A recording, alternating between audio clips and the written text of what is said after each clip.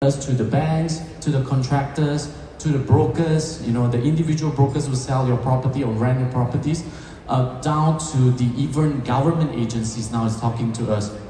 We are doing all these linkages in one single platform so that we speed up the whole services and we get to what we call a human-centered approach, right? We cannot neglect the business users. That is what we have done. Right, and recently also we branch out to Indonesia. Indonesia is a huge population. The Jakarta city is also undergoing a transformation process. The president of the new elected president is also pushing for AI adoption. Also, we went to Vietnam. So I think the whole of Southeast Asia is now undergoing a huge transformation. We are one of the highest growth in terms of GDP around the world right now.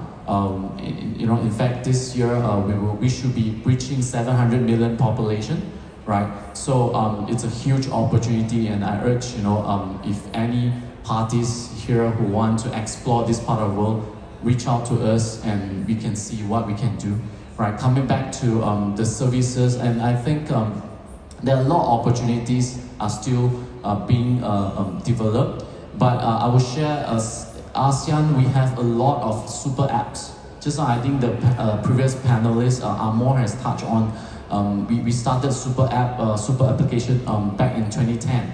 So the super apps like Grab, the Gojek equivalent, is already in the market for more than 10 years.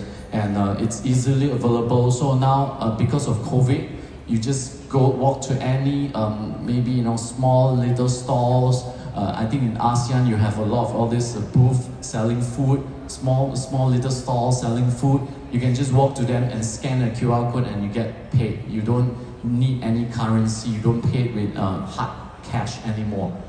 That is, I think, also one of the big transformation we have managed to make.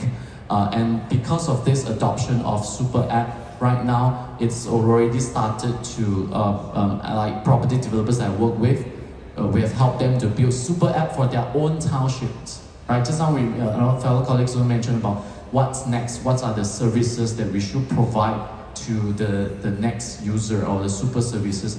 Things like buying, selling online, property can be sold in the future just by using mobile, and then you transact everything, sign the contract, digital contract can be done online.